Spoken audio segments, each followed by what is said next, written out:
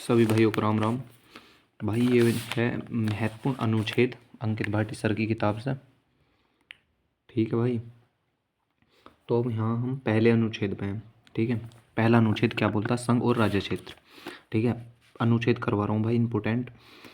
पहला भाग है संघ और एवं राज्य क्षेत्र। तो पहला अनुच्छेद पहला अनुच्छेद कहता है संघ और राज्य क्षेत्र और भारत अर्थात इंडिया राज्यों का संघ है। इसमें भाई लिख नहीं रहा, इसमें लिख रहा है भारत राज्यों का संघ है इतना, तो उसमें लिख रहा है भारत अर्थात इंडिया राज्यों का संघ है, मतलब सेम ही है। ठीक है, पहला अनुच्छेद। सेकंड के सेकंड में क्या है?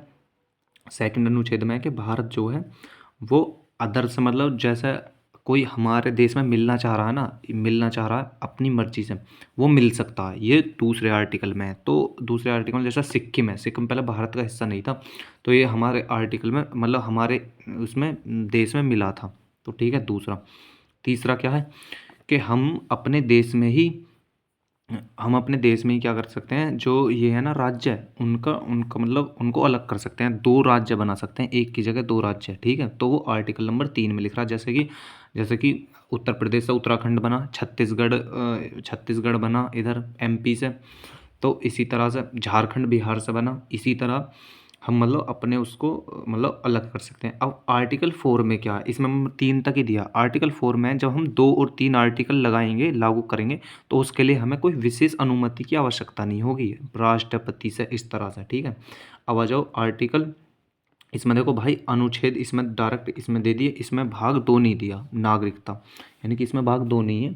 तो मैं आपको 2 भी बता दूं, मैंने इस साइड में लिख रखा, देखो भाग 2 ये रहा। भाग 2 का मतलब नागरिकता, ये हमने ब्रिटेन से लिया था भाग। इसमें 5 में है कि संविधान के प्रारंभ में नागरिकता, मतलब जब संविधान बना उसमें प्रारंभ में नागरिकता। आर्टिकल 6 में पाकिस्तान से भारत आए लोगों को नागरिकता। ठीक है, जो पाकिस्तान से भारत आ गए ना उनको नागरिकता। 7 में पाकिस्तान से भारत चले गए, मतलब भारत से पाकिस्तान चले गए और फिर आ गए, मतलब संविधान बनने से पहले आ गए, उन्हें भी नागरिकता 7 के तहत दे देगी। आर्टिकल 8 क्या कहता है? NRI, मतलब बाहर रहने वालों लोगों को भी नागरिकता मिलेगी, या उनके मम्मी पापा अगर, जैसे सानिया मिर्जा का बेटे को नागरिकता मिल गई, वो NRI के मतलब बाहर विदेश में रहने वाले को भी नागरिकता मिल जाएगी। फिर आर्टिकल नंबर 9 में क्या कहता है? दूसरे देश की नागरिकता ग्रहण करने पर हमारी नागरिकता मतलब समाप्त हो जाएगी। एकल नागरिकता, मतलब कि अगर दूसरे देश की नागरिकता ग्रहण कर ली तो हमारी देश की नागरिकता खत्म। 10 में क्या? देश विरोधी कानून, मतलब देश विरोधी गतिविधियों में पाए जाने पर नागरिकता पूर्णतः नष्ट हो जाएगी। ये जैसा कि मतलब आतंकवाद के साथ मिला हुआ आदमी, उसकी। 11 में क्या है? आर्टिकल 11 में लिख रहा है कि अगर कोई भी नागरिकता से संबंधित कानून बनेगा उसे संसद बनाएगी। ठीक है, वो आर्टिकल नंबर 11 में लिख रहा है। और आप देख लो, मैंने इस जो बताएं अपनी भाषा में बताएं, और इस तरह से ये जो है ये लिख रहे हैं। अब आ जाओ इसमें, फिर आगे 12। आर्टिकल 12 क्या है? आर्टिकल 12 से 35 तक मौलिक अधिकार है, जो इसमें लिख रहा है। इसे मैग्ना कार्टा भी कहते हैं। और यह क्या है? ये इसे मैग्ना कार्टा भी कहते हैं, संविधान का मैग्ना कार्टा, इस तरह से इस भाग को। ठीक है, भाग 3 मौलिक अधिकार जो अभी कराया था वो था भाग 2 नागरिकता। ठीक है, उसमें जितने भी आर्टिकल थे 5 से 11 तक, अब इसमें 12 से 35 तक इसमें है। ठीक है, अब क्या है इसमें आ जाओ। ये वाला भाग हमने कहाँ से लिया था? ये लिया था हमने अमेरिका से। ठीक है, ये बात जो मैं बोल रहा हूँ वो भी आपको नोट करनी है। 12 मतलब मैंने कहाँ से लिया था? ये वाला भाग लिया था हमने अमेरिका से। तो अब इसमें देख लो, समानता का अधिकार। समानता का अधिकार कहता है 12 से वो 14 से 18 तक। आर्टिकल 12 में क्या है? और आर्टिकल 12 में राज्य की परिभाषा, मौलिक अधिकारों से संबंधित राज्य की परिभाषा। ठीक है, इस तरह से। 13 में क्या? इसमें अल्पीकरण, मतलब अल्पीकरण है 13 में। ठीक है, मूल अधिकारों से असंगत कानून लागू नहीं होगा, मतलब कि क्या है? आर्टिकल 13 में क्या कहता है? जैसे मान लो हमारे मौलिक अधिकार है और सामने वाले के भी मौलिक अधिकार है। अगर हमारे मौलिक अधिकार सामने वाले आदमी के मौलिक अधिकारों को नष्ट कर रहे हैं ना, तो हमारे मौलिक अधिकारों को मतलब कि कम कर दिया जाएगा। जैसे कि मान लो हमें कहीं भी देश में घूमने की अनुमति है और हम किसी घर में घुस जाएं, तो उस चीज़ से उसकी भी भाई प्राइवेसी है। तो इस तरह से ये मतलब आर्टिकल 13 ये कहता है कि ठीक है, अल्पीकरण। अब जो आर्टिकल 14, आर्टिकल 14 क्या है? कानून के समक्ष समानता, मतलब आर्टिकल 14 से 18 तक है समानता का अधिकार। देखो ये पहले ये 7 थे, पर ये जो है ना छठा, देखो छठा वाला जो है, ये छठा संपत्ति का अधिकार 44वां संविधान संशोधन 1978 के तहत हटा दिया गया था। किसने हटाया? मोरारजी देसाई की सरकार थी, उन्होंने हटाया ये। और ये 300A में बना के कानूनी अधिकार बना दिया था। ठीक है, 300 क्या में? अब क्या है, समानता का अधिकार 14 से 18 तक समानता का अधिकार। स्वतंत्रता का अधिकार है 19 से 22 तक। 19 20 21 22 4 इसमें आर्टिकल है। शोषण के विरुद्ध अधिकार 23 24। धार्मिक स्वतंत्रता का अधिकार 25 26 27 28। शिक्षा एवं संस्कृति का अधिकार 29 30। और संपत्ति का अधिकार ये था आर्टिकल 31। और आर्टिकल 32 है संवैधानिक उपचारों का अधिकार। ठीक है, अब हम पढ़ना चालू करते हैं यहाँ से आर्टिकल 14 से। कानून के समक्ष समानता, इसका मतलब है कि कानून मतलब सभी जगह समान है, मतलब चाहे वो गरीब हो अमीर हो, पर ऐसा है नहीं, क्योंकि आप भी पता जो अमीर है रुपए दे देता उसे, मतलब उसे थोड़ी सी अलग ही वो होती है। यहाँ तो मतलब रुपए का तुम्हें चक्कर ही है, पर हमारे कानून में लिख रहा है कानून के समक्ष समानता, मतलब बिल्कुल समान का न्याय होगा। आर्टिकल 14 हो गया। आर्टिकल 15 में धर्म जाति और मतलब धर्म जाति के आधार पर कोई भेदभाव नहीं होगा। ठीक है, मतलब कि कैसे, मतलब धर्म जाति के आधार पर कोई हिंदू है मुस्लिम है कोई ऊंच नीच ऐसा, मतलब जो भी कास्ट है उनके हिसाब से कोई आर्टिकल 15 में है। ठीक है, आर्टिकल 16 में क्या, आर्टिकल 16 में नौकरी में आरक्षण। आर्टिकल 16 में क्या, नौकरी में आरक्षण होगा। आर्टिकल 17 में है छुआछूत। ठीक है, छुआछूत।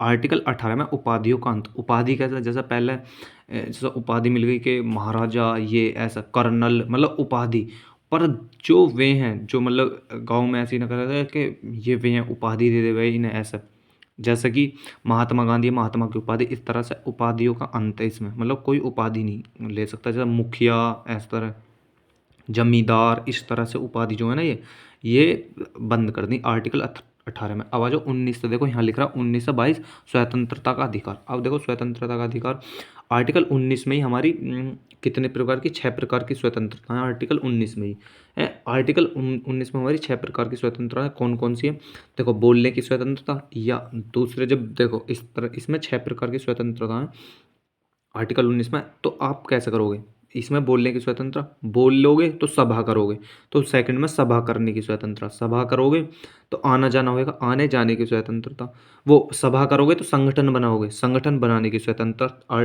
30 में मतलब 19 का तीसरा। फिर जब संगठन बनाओगे तो आओ जाओगे, घूमने की स्वतंत्रता, घूमोगे तो भाई फिर वहाँ पर निवास भी करना पड़ेगा, तो निवास करने की स्वतंत्रता। और फिर हम वहाँ पर अपनी आजीविका भी चलाओगे जब वहाँ निवास करोगे। तो इस तरह से हमारी 6 हैं ये, आपको याद कर लेनी है इसी तरह से। ठीक है, अब आ जाओ अनुच्छेद 22 में, 22 अनुच्छेद 20 क्या कहता है, अपराध दोष सिद्ध में संरक्षण, मतलब जैसे हमने कोई अपराध कर दिया तो उसके लिए एक ही सजा का प्रावधान है, मतलब एक अपराध एक सजा का प्रावधान है। और इसमें 3 दे रखे हैं, मतलब एक सजा के लिए एक प्रावधान, और सेकंड है इसमें भी 3 भाग हैं, पर इसमें 3 भाग दे नहीं रखे इसमें, डायरेक्ट फिर यहाँ है इसमें 3 भाग कैसे कैसे हैं?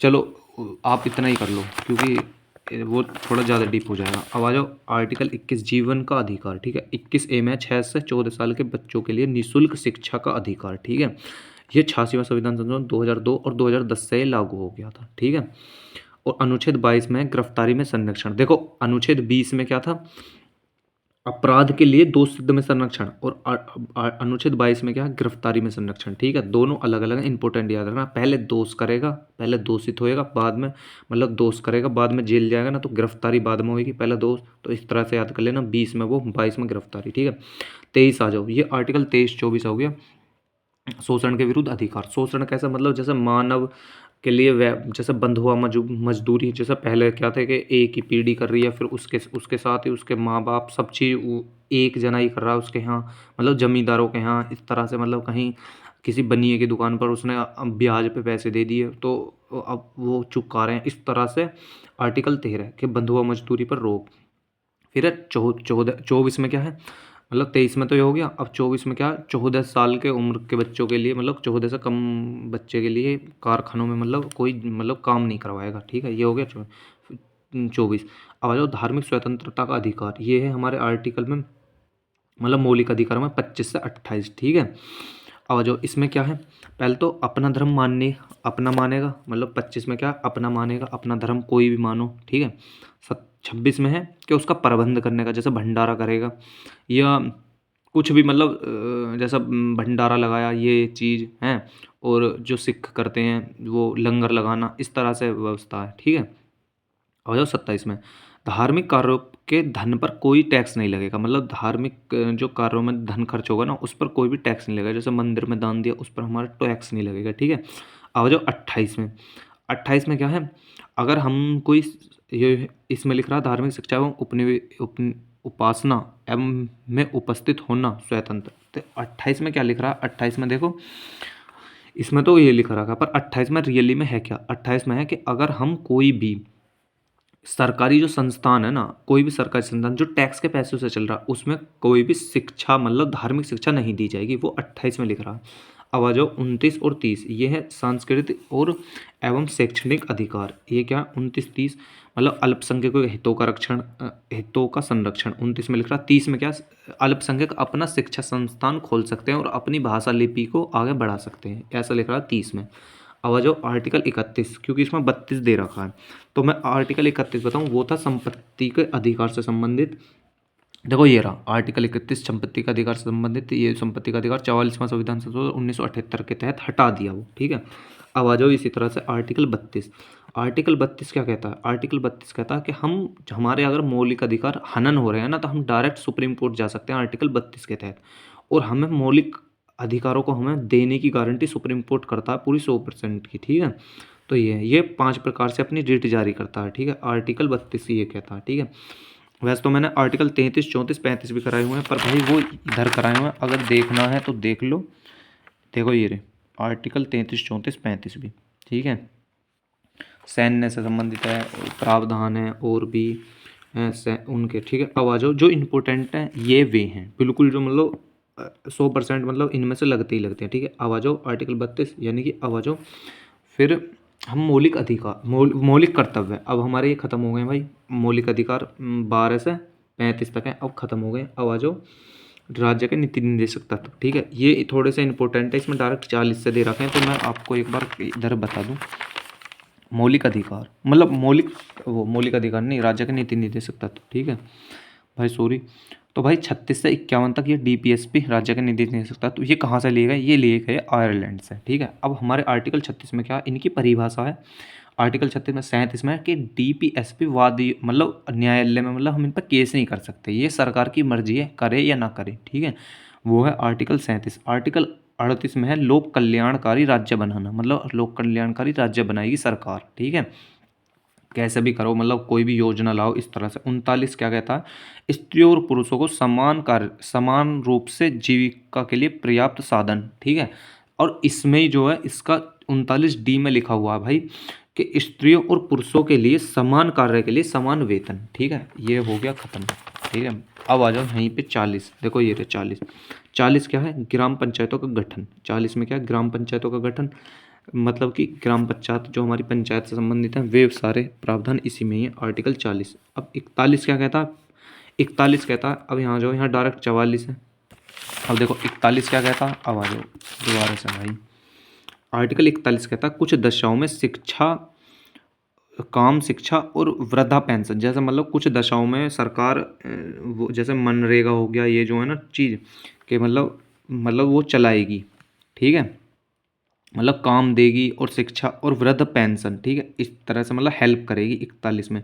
और 42 में प्रसूति सहायता, मतलब क्या है कि गर्भवती महिला जैसे हैं तो वो इनके लिए मतलब प्रबंध करेगी, जैसे करती हैं प्रबंध करती है गर्भवती महिलाओं के लिए, मतलब टीकाकरण ये चीज़। 43 में कुटीर उद्योग निर्वाह मजदूरी, ठीक है, मतलब जो उसकी मजदूरी है, मतलब जो खर्चा है उसका मतलब उसके हिसाब से, किसके हिसाब से, जैसे कि ये जो होता है क्या बोलते हैं भाई इसे, कि मजदूरी मतलब उसे इतनी मजदूरी कराएगी जो उसकी जीविका चल सके, ठीक है, इस तरह से, ठीक है। अब आ जाओ 44, देखो इधर ये 44वां सर ने करवाया, आर्टिकल 44 में समान नागरिक संहिता, मतलब ये जो है पहले गोवा में लागू हुई, पर अब जो लागू हुई है सबसे पहले ये, अब जो आज़ादी के बाद ये लागू करी है इन्होंने उत्तराखंड ने, ठीक है। 45 में बच्चों के लिए अनिवार्य शिक्षा, वही 14 से मतलब 6 से 14 साल के बच्चों के लिए शिक्षा का प्रावधान वही है इसमें। 46 में क्या, 46 में ST SC ST, ठीक है, और OBC के लिए आरक्षण, इस चीज़ का प्रावधान दे रखा है, SC ST और OBC के लिए आरक्षण, देखो मैंने इसमें लिख रखा भाई, ये रहा 46, एक बार आप इसे देख लेना और फिर मैं डायरेक्ट उधर ही बता दूंगा सारे जो मैंने यहाँ पर करवाए हैं, ठीक है, देख लो एक बार ये, ठीक है। तो अब हो गया ये, क्या बोलते हैं, ये हो गया। ठीक है, अब आ जाओ यहाँ पर। मैंने बताया था 46, मैंने उधर ही देख लिया। 46 में क्या, ओ SC ST OBC, और 47 में क्या, मिड डे मील, मतलब कि जैसे बच्चों के लिए पोषण जो करवाती है सरकार वो। 47 48 में क्या, पर्यावरण से संबंधित है। और 48 में पर्यावरण का संरक्षण। पहले उसमें 48 में खाली पशुपालन, ठीक है, और पशुपालन। 48 में पर्यावरण का संरक्षण। और 49 में है हमारी जो स्मारक है ना, स्मारक को मतलब कि देखभाल करना। 50 में है कि 50 में न्यायपालिका और कार्यपालिका का पृथक्करण, मतलब दोनों का अलग अलग, ठीक है। और 51 में है अंतर्राज्यीय शांति एवं सुरक्षा, ठीक है। आर्टिकल ये भाई 50 तक मैंने सारे करवा दिए हैं, और एक बार और आगे भी करवा दूंगा। ठीक है भाई, जय हिंद, धन्यवाद। ठीक है।